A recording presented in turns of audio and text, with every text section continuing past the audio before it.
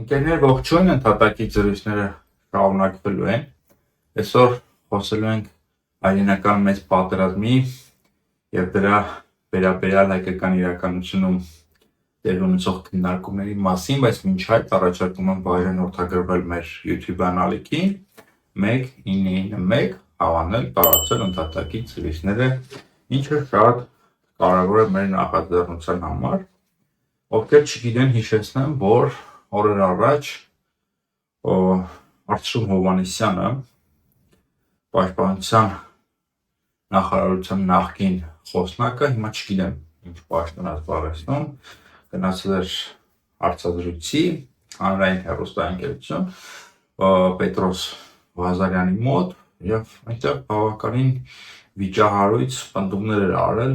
հայրենական մեծ պատերազմի ընդհանրապես Խորհրդային Միության, ֆաշիստական Գերմանիայի մասին, ինչը բուրըն քննարկումների պատճառ է դարձել եւ այդ քննարկումների ակտիվ մասնակիցն էի նաեւ ես եւ թեման ինչ-որ առումով ամբողջացնելու համար որոշեցի նաեւ դրա մասին խոսել այս հարթակում եւ սկսենք Արծրուն Հովհաննիսյան կերպարից ու գիտենք թե ինչ դերակատարություն էր ստանձնել 44-րդ պատերազմի ժամանակ, հիշում ենք մեր պետության պաշտոնական այդ խայտառակ քարոզությունը, որը մեծ հաշվով սուտ էր, ամբողջությամբ 44 օր խաբում էին ժողովրդին եւ դրանից ելնելով Արծրուն Հովհաննիսյանի նկատմամբ ձևավորվել է համապատասխան վերաբերմունք եւ շատ ճնշող մեծամասնությունը նրան քննադատաբար են վերաբերվում, բայց ես այն քիչ մարդկանցից եմ, որ այս առումով Արծրուն Հովհաննիսյանին առանձնապես չեմ մեղադրում, ինչի համար, որտեղ հասկանալի է պետություն, պատերազմող պետություն, բնականաբար այդ պետությունը պետք է ունենա պրոպագանդա, պետք է ունենա քարոզություն, պետք է փորձի իր տեսակետները տարածի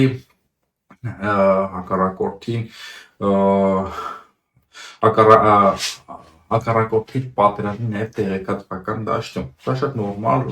փորձառություն է տարածված ամբողջ աշխարհում, բոլոր երկրներն էլ զբաղվում են պրոպագանդայով, բոլոր երկրներն էլ տարածում են սուտ տեղեկություն, բայց այդտեղ խնդիրը այլ է եւ չի կարելի այդ խնդիրը սահմանափակվել զուտ սահմանափակել Արծրուն Հովհաննիսյանը ու ասել, որ Արծրուն Հովհաննիսյանը սուտ էր խոսում եւ եթե Արծրուն Հովհաննիսյանը ճիշտ խոսեր,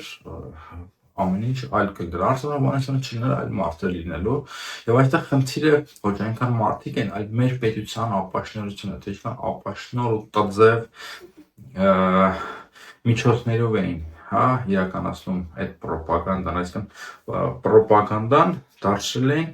բացահայտ ստի տարածում, բայց պրոպագանդան եւ սուտը հոմանիշներ չեն, պրոպագանդան շատ ավելի բազմաշերտ, շատ ավելի բազմակալ գործընթաց է եւ այստեղ առաջնային պատասխանատուն եւ մեղավորը մեր պետությունն է, մեր պետության տձև քաղաքականությունն է, տապալված, ծախողված, այսինքն իրանք այնքան ապաշնոր են, որ նույնիսկ այդ պրոպագանդան էլ չեն կարողացել ըստ պատշաճի իրականացնել։ Այս առումով Արծրուն մարդկայնորեն եկեք խոստովանենք, որ ամեն մարդ չի, որ կհամաձայնվեր այդ դերակատարությունը ստանձնել, բայց հիմա ինքը ստանձնել է այդ դերակատարությունը եւ եթե ստանձնել է, ուրեմն դարձել է զինվոր եւ իր դեմը ինչ թուղթ դրել են, ինքը դա դրա մասին խոսել է հանրության հետ, դա ներկայացրել հանրությանը եւ այս առումով նրան շատ հարց չկա, շատ հարցեր նրա ուղղությամբ չկա, նորից եմ ասում, խնդիրը պետությունն է, բայց Արծրուն Հովհաննիսյանի պարագայում արդեն լուրջ հարցեր առաջանում են նրա քաղաքացիական կյանքում, այդ զինվորական անցյալը մի պատ դնենք մի կողմ, եթե իհարկե կա զինվորական անցյալ, խնդիրներ եւ լուրջ հարցեր առաջանում են, երբ որ նա արդեն միացել է ինչ-որ կրթվել նորաձև շարժմանը եւ դարձել է այդ գլխավոր պրոպագանդիստներից մեկը, այսինքն պետության պրոպագանդիստը լինելուց հետո հիմա դարձել է իշխանության պրոպագանդիստը։ Նիկոլ Փաշինյանի եւ Աննա Հակոբյանի պրոպագանդիստն է դարձել, քարոզիչն է դարձել, ասենք տարբեր բաներ են։ Կարա լինի պետության պրոպագանդիստը եւ ասի այն ինչ-որ հրանգումով պետությունը, պաշտպանության նախարարությունը, կառավարությունը, դա այլ բան է, սա գործում են հրամանի եւ այլն, բայց արդեն առանձին մարդկանց, առանձին գործիչների քարոզիչն է դարձել եւ այստեղ արդեն գործ ունենք պախարակելի եւ զզվելի փորձառության հետ։ Թողնենք մի կողմ թե ինչեր էր խոսում կրթվել է նորաձև այդ վուլգար նախաձեռնության շրջանակներում, մի կողմ թողնենք, որ նախկին ռազմահայրենասեր Արսեն Հովհաննիսյանը հիմա էլ ԿՊԱ-ական քարոզիչ է դարձել, դա էլ դնենք մի կողմ, բայց այն ինչ որ ասվեց եւ այն ինչ որ կատարվեց մեկի տաղավարում հայրենական մեծ պատերազմի ժամանակ, դա արդեն շատ լուրջ է, դա արդեն տեղավորվում է այն քայքայիչ քարոզչության շրջանակներում, ինչը վերջին 3-4 տարիներին իրականացվում է մեր ժողովրդի դեմ։ Դա այդ պրոպագանդիստների արշավն է ուղղված կոնկրետ ինքնութենական եւ մշակութային նշանակության թեմաներին,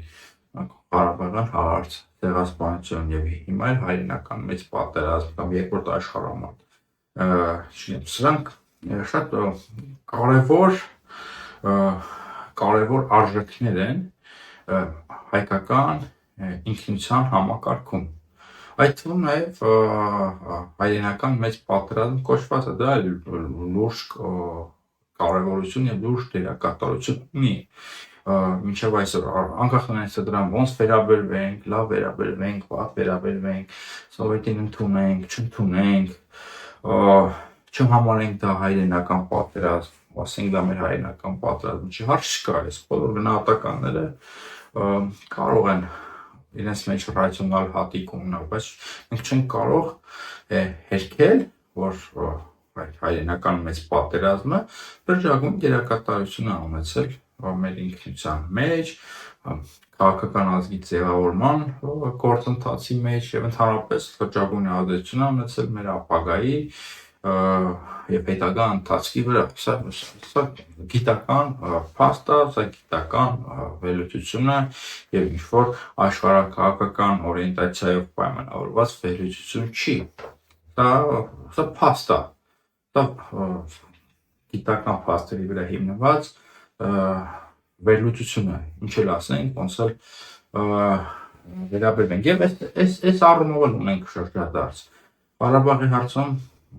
շրջադարձը տեսանք, դա հանգեցրեց Ղարաբաղի կորստի,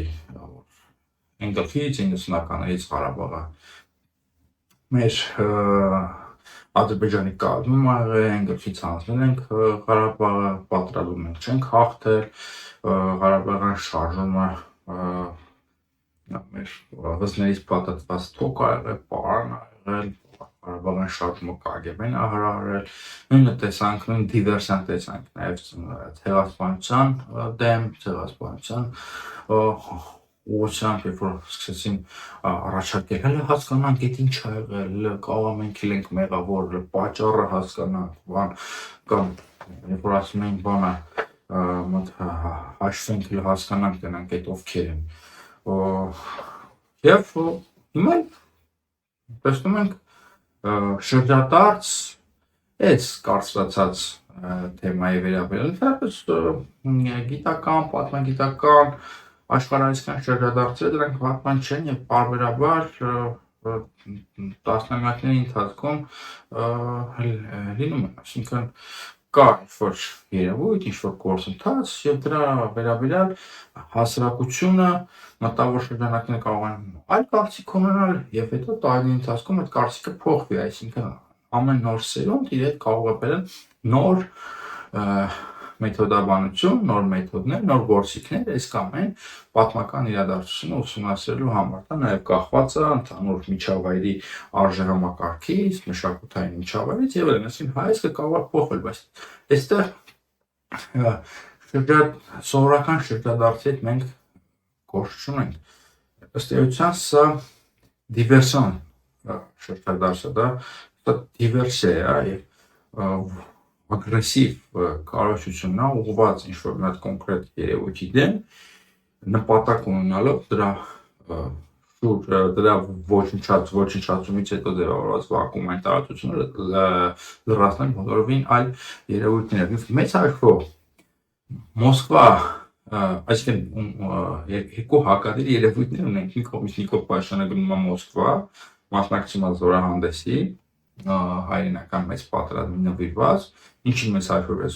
վատություն վերաբերվում, այո, Հայաստանի ներկայացուցիչը պետք է այնտեղ լիներ, իհարկե շատ վատ է, շատ սարսափելի է, որ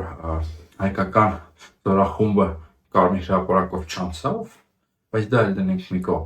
Մի կողմից սա Նիկոլ Փաշինյանը Մոսկվայում եւ մյուս կողմից համեկի եթերում իշխանական ռոպագանդիստը Նիկոլ Փաշինյանի եւ Աննա Հակոբյանի ռոպագանդիստը տարածում է ուկրաինական բանդերականների նարատիվները։ Եվ հետաքրքիր է, չէ՞, այսինքն ոնց է մի կողմից Նիկոլ Փաշինյանը Մոսկվայում է, մյուս կողմից համեկով ինչու՞ ինչ-որ բանդերական նարատիվ, տիպիկ ուկրաինական։ Միգուցե սա Ուկրաինայում կամ ներողություն, միգուցե սա Ուկրաինայում կամ մերձ Բալթյան երկրներում ունի ռացիոնալ հատիկ, կարող է ընկալվել, կարող է տրամաբանական քաղաքականության մաս դառնալ, բայց բարեկամներ, սա Հայաստանն է, որը ունի իր մարտահրավերները, ունի իր առաջնահերթությունները եւ ունի վերջի իր պատմական ուղին, հիմա որքան է կոռեկտ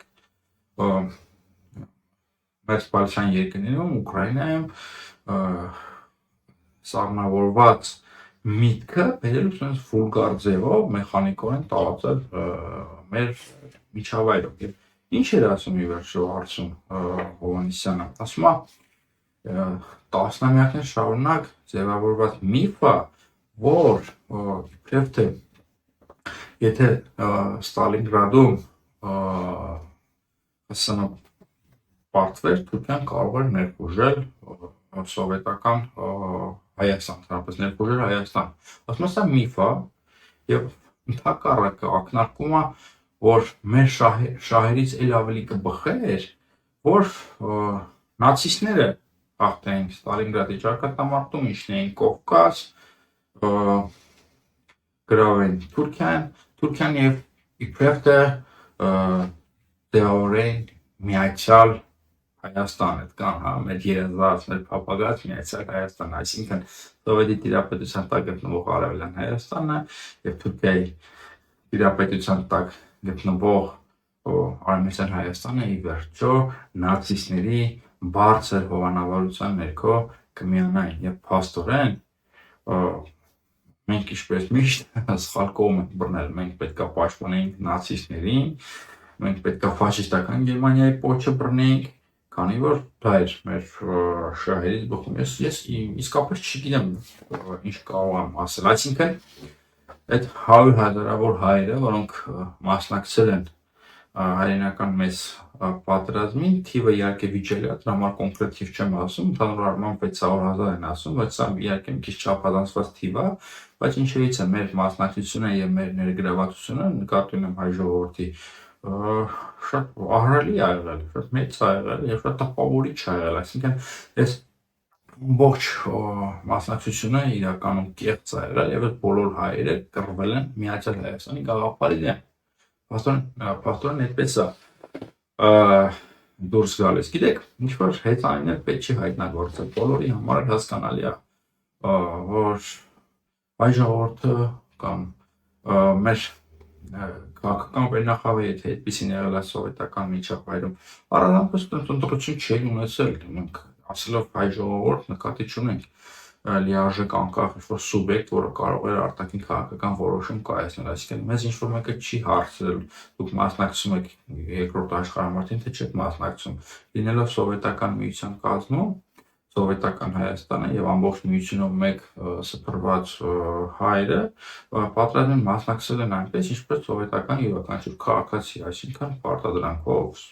նաեւ շատերը միգուցե իրենց կամքից անկախ, բռնությամբ, սա հասկանալի է, սա փաստային չի հիմա այս հակառուսական հիստերիայի ֆոնին ինչ-որ հեծանիվ հայտնագործել, դա բոլորի համար ակնհայտ է պատմական փաստ է, բայց նաև պատմական փաստ է, որ այդ մասնակցությունը, այդ ներգրավվածությունը, մարշալները, հայկական դիվիզիաները, 89-րդ դիվիզիան, որը հասել է մինչև Բեռլին, լրջագույն ազդեցություն են ունեցել, բայց ազդեցության ու հետևանքի հետ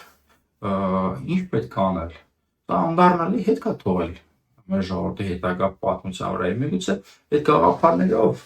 սովետական միջավայրում, սովետական Հայաստանի միջավայրում ձևավորված գաղափարներով ոգեշնչված մարդիկ ի վերջո նախաձեռնեցին ազգային շարժումը, Ղարաբաղյան շարժումը նկատի ունեմ, մեծ հաշվով իրանք ազատագրեցին Արցախը, հիմա արդեն իսկ կորսված Արցախը,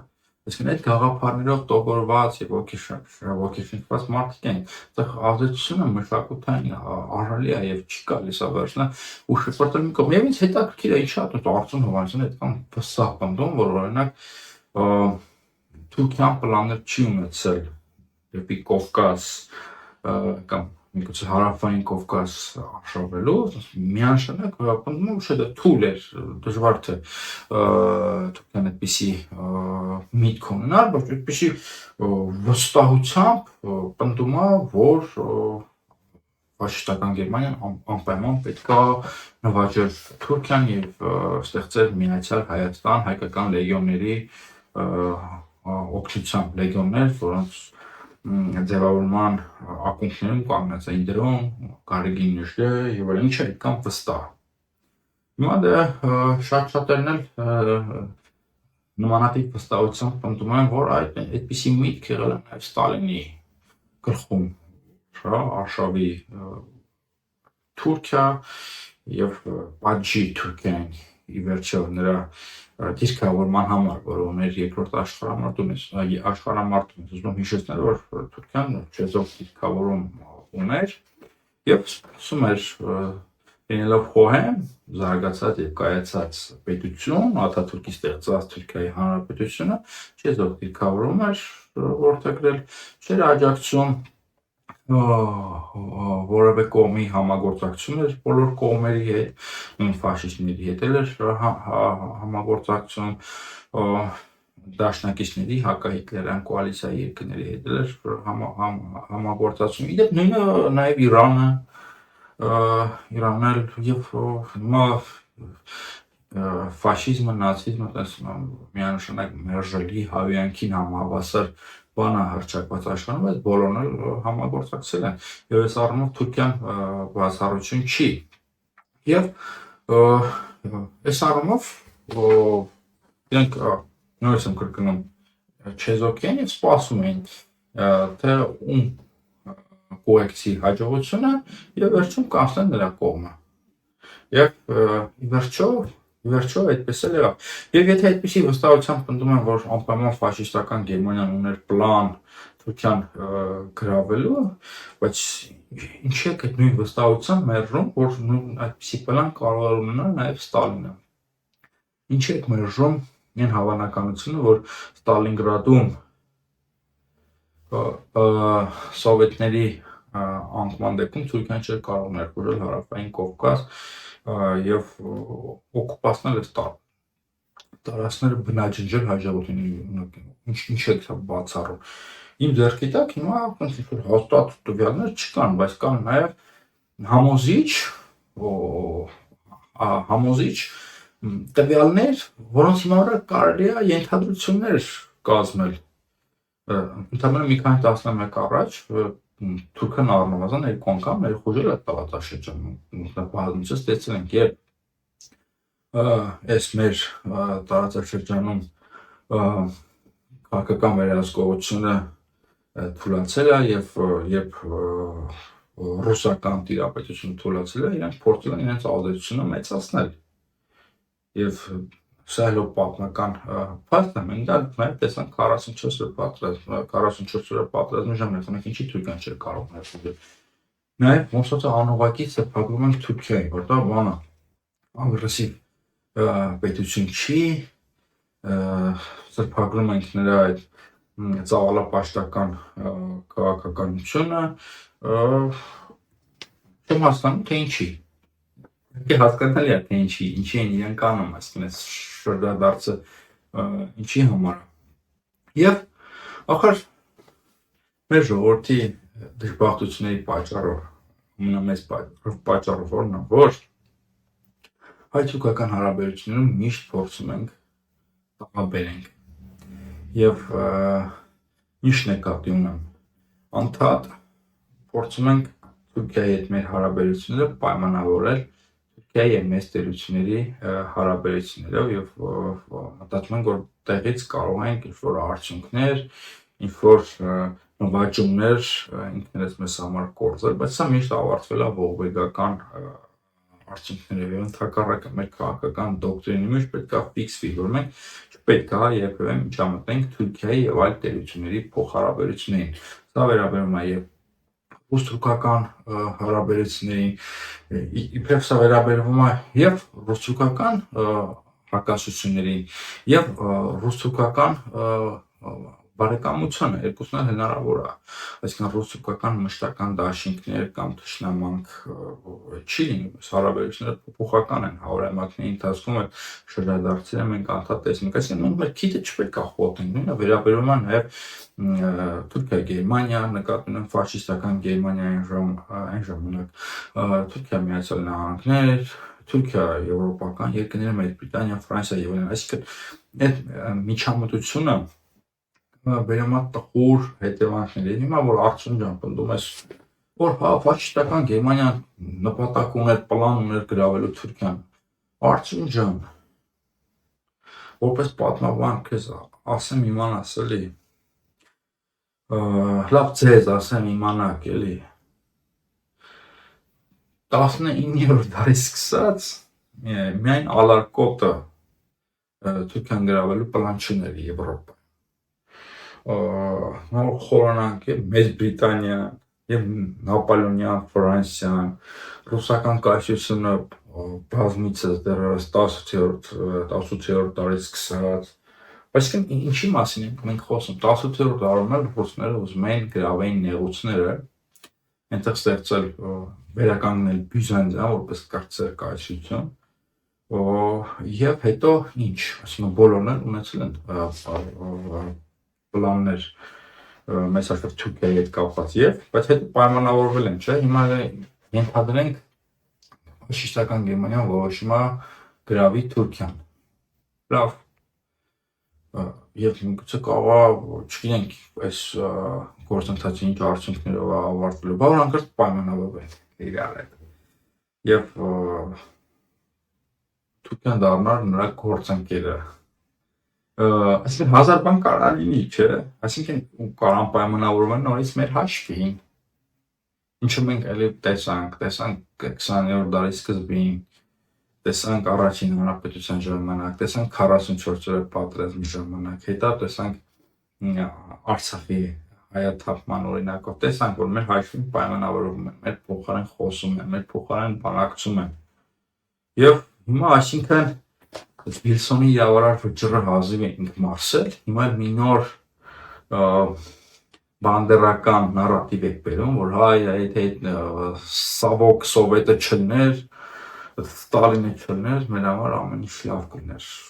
Կարծում որ մեր համար ավելի լավ կլներ, բայց ես նաև միևնույն ժամանակ չեմ կարծում, որ սովետը մեր համար ամեն ինչ լավ էր, բայց ես կարծում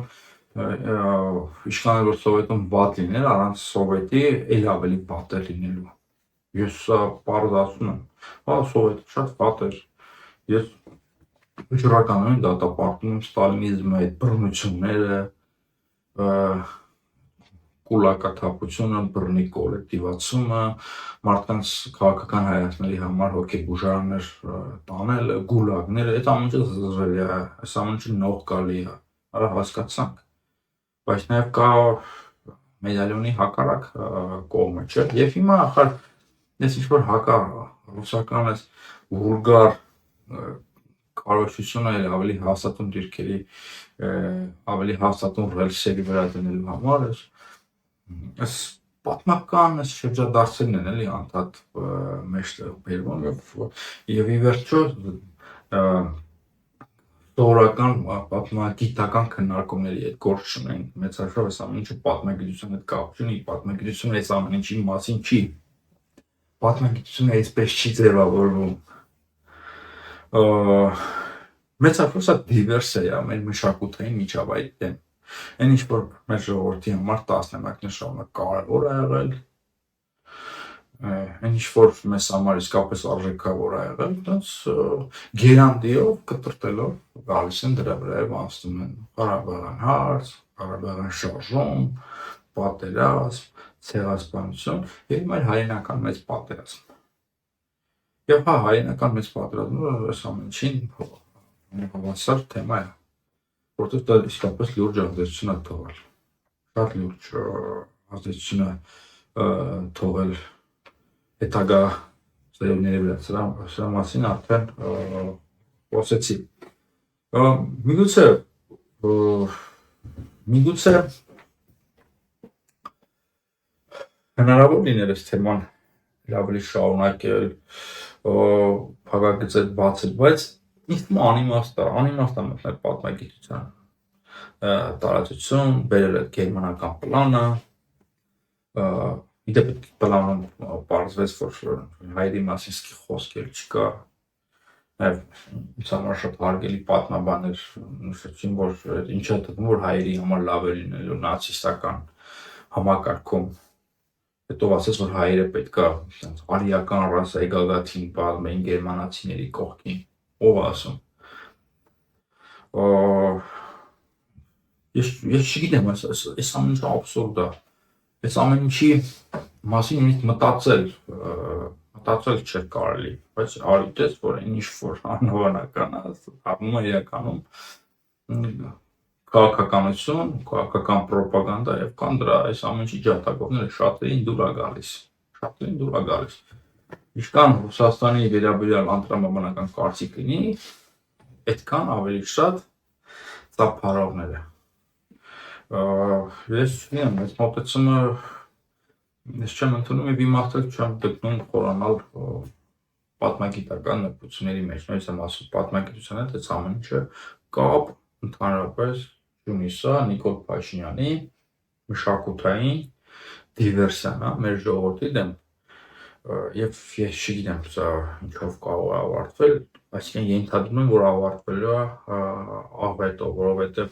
որ մշակութային համակարգի սյուները քանդում է, այդ համակարգը փլվելու է, բայց մենք փոխարենը նոր համակարգ չենք կառուցում, Նիկոլ Փաշինյանը նոր համակարգ չի կառուցում, Նիկոլ Փաշինյանը ինչ-որ տաձե մոնստր է կառուցում, որը այսինքն Ծառուկյանի Հիսուսի արձանի նմանությամբ, նույն ոճով, այսինքն այն ինչ որ Գագիկ Ծառուկյանը քանդակագործության մեջ է պատկերացրել, դա Նիկոլ Փաշինյանը ստեղծում է որպես մշակութային համակարգ, այդ իր օջախապետությամբ, այդ իր հակասոցիալական պնդումներով եւ դոկտրիններով, որ մեղքը մեր մեջ փնտրենք, մենակ վարչապետին փոխելով չի, քեզ պետք է փնտրես, ու ցնցվում է, չգիտեմ ինչ է անում, եւ դրա անունը դնում են, չգիտեմ, սոցիալական դոկտրին։ Եվ դա ձեր մոտ մոնստր է, որտեղ չկան արժեքներ, չկան հիմքեր, նոր բան չի կառուցվում։ Ես չգիտեմ ինչ այնելու։ Թերևս այսքանը,